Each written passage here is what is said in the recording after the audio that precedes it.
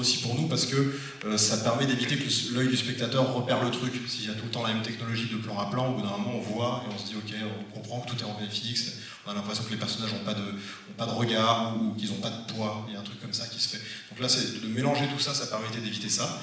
Le deuxième truc qu'on a décidé, c'est de tout faire en décor réel, d'éviter les fonds verts, pas de studio, etc., pas d'acteurs avec des capteurs. Et le troisième truc, c'était de mettre l'acteur au centre du dispositif pour pouvoir avoir des interactions réelles et tout ça. Donc ça a été très progressif. Et là, ça, c'est des décisions qu'on prend 6 mois avant le tournage. Et ensuite, il y a toute la fabrication, où on moule le corps des acteurs, on les refabrique en sculpture à l'atelier, on décide de comment on fait les mutations, on crée des prothèses, on les pose sur eux, etc., on fait des tests. Et on les scanne aussi en 3D pour pouvoir avoir des copies numériques. Parfois on plaque sur les images pour juste prolonger un bras sur un plan, etc. Donc c'est tout un mélange de choses.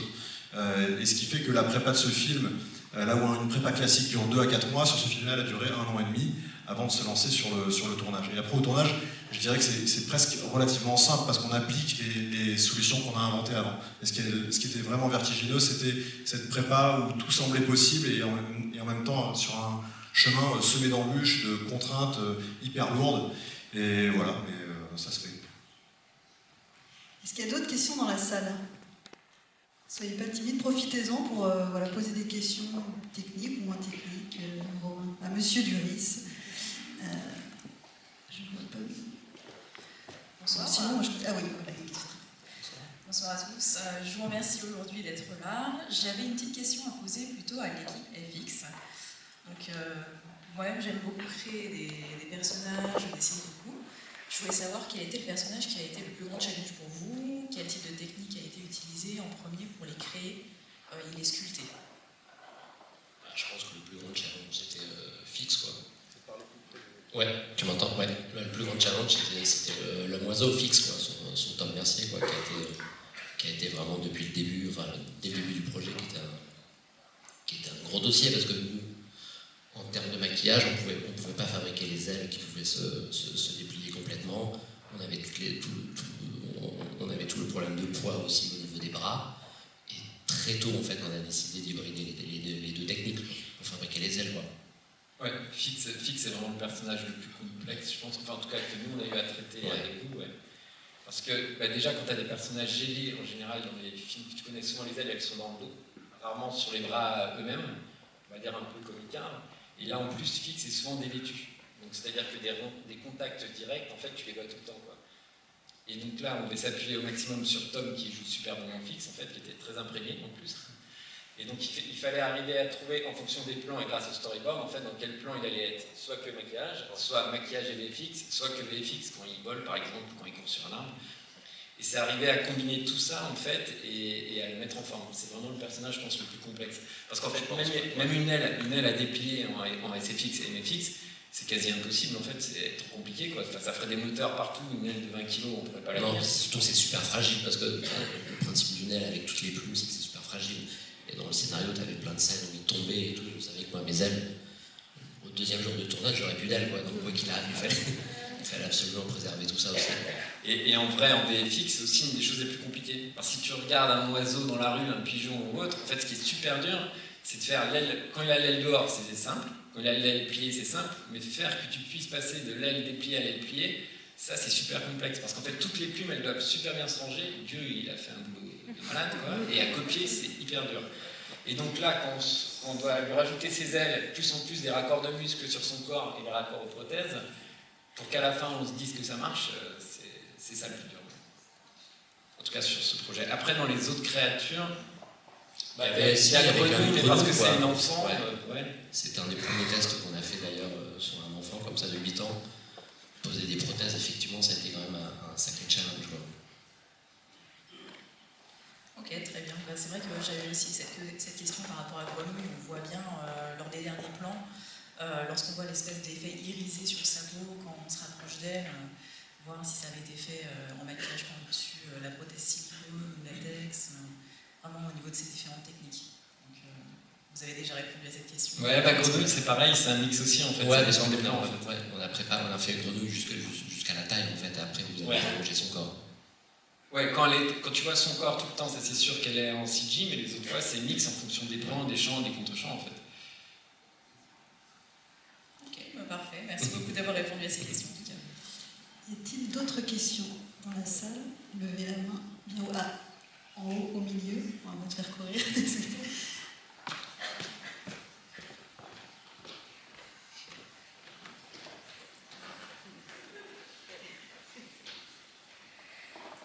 Bonsoir, merci, j'ai trouvé ça super comme film, et surtout qu'il ressemble Tout à petit rien peu plus d'autre. en micro.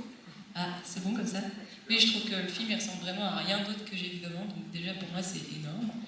Et j'ai une question sur justement les choix artistiques sur les créatures. Il y en a qu'on identifie bien comme on comprend l'hybridation et d'autres vraiment pas. Enfin, pour ma part, je les ai pas comprises.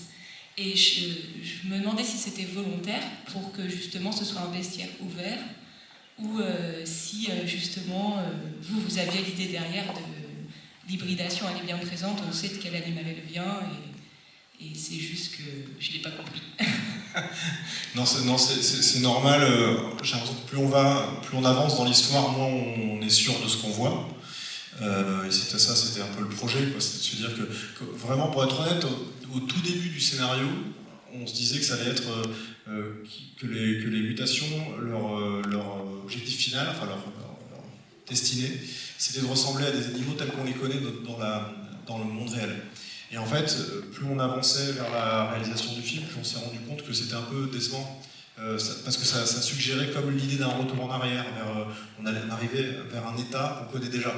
Et on trouvait ça plus intéressant d'ouvrir un nouvel horizon. Donc ce qu'on s'est dit, c'est qu'on allait donner des pistes au début du film, et que plus on avance dans l'histoire, plus ça allait ouvrir vers des choses inconnues. Donc il y a des destinations animales qui sont plus ou moins claires, on comprend ce qui est mammifère, ce qui est reptile, ce qui est volatile, ce qui est arthropode, ce qui est mollusque, on comprend tout ça de manière assez claire. En revanche, arriver à se dire exactement quelle est l'espèce, quel est le... Et puis des fois c'est un peu des medley, on a fait des mélanges, quoi. La mère d'Émile, c'est à moitié un ours, à moitié un paresseux, et puis c'est aussi l'actrice qui est dedans en fait, qui a c'est son visage, donc quelque part ça jouait aussi sur la morphologie de la créature, et en fait on a essayé de suivre l'origine du concept, c'est-à-dire que avant tout c'est des gens qui mutent, c'est des personnes qui se transforment en autre chose. Donc on a essayé de partir de ça, et de se laisser guider aussi par ça. Donc il y a des fois ça donne des destinées un peu incertaines. Et puis effectivement on a laissé ça ouvert. C'est-à-dire que est-ce qu'il y a vraiment une créature qui est à un stade terminal? Je suis même pas sûr. Peut-être la mère, mais c'est même pas certain. Est-ce qu'elle va encore continuer à muter peut-être? Ok, merci. En tout cas c'est déroutant mais ça fonctionne. D'autres questions? En bas, quatrième rang. Ici.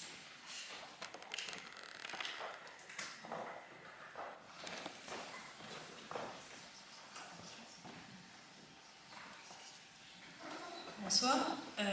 Ma petite question, c'est d'essayer de comprendre pourquoi est-ce que vous avez pris le parti de nous montrer un instant T sans nous expliquer d'où venait la source des mutations, de la métamorphose, puisqu'on a l'impression que c'est complètement arbitraire et que ça arrive sur le fils, on comprend bien pourquoi, mais par ailleurs on n'a pas l'impression non plus que les autres jeunes ont peur eux-mêmes de se transformer, enfin ça a l'air de se faire de manière assez naturelle mais malgré tout complètement arbitraire.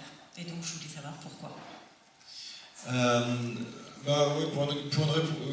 La réponse est assez simple en fait, c'est que si on ouvre cette piste-là, d'essayer d'expliquer pourquoi, on ouvre aussi celle de se demander comment on règle ce problème-là.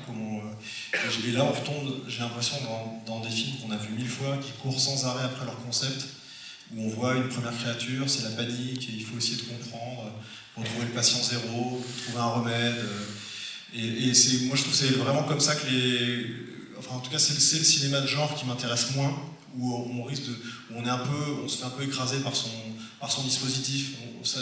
Tout finit par ne parler que d'une chose, c'est des créatures, de l'anomalie, et puis il faut enrayer l'anomalie. Et je trouvais que justement ce qui était intéressant là, c'est qu'on trouble une frontière, mais une frontière qu'on a posée nous-mêmes. On dit c'est une frontière qui a été posée par l'homme, siècle après siècle, de dire ok, il y a nous, les humains, et puis le reste qui est différent.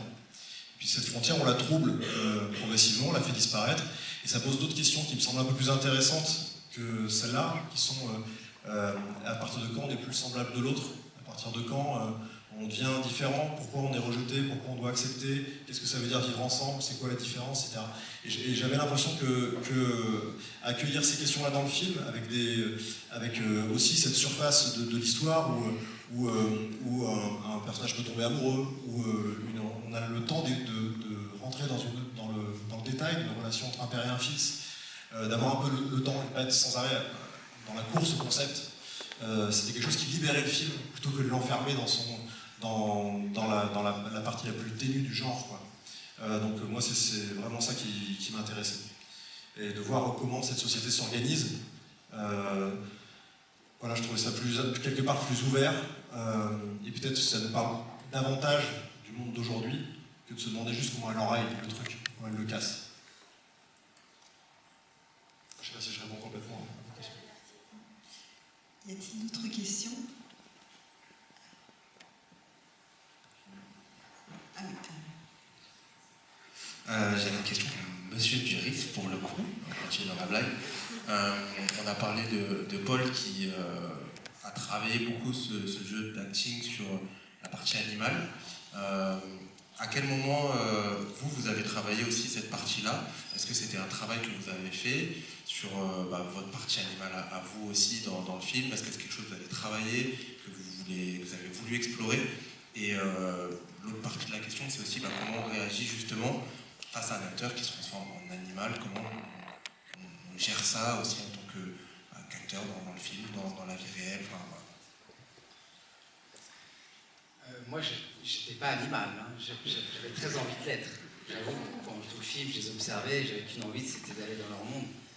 Mais il en a décidé autrement, je reste humain. Et donc, pour répondre à votre question, oui, j'ai participé à des séances de... Parce que Paul, donc, comme on l'a dit, avait pris des cours, enfin, d'essayer de trouver physiquement un rapport à l'animalité qu'il a en lui, comment il pouvait vivre un peu, se transformer, bref.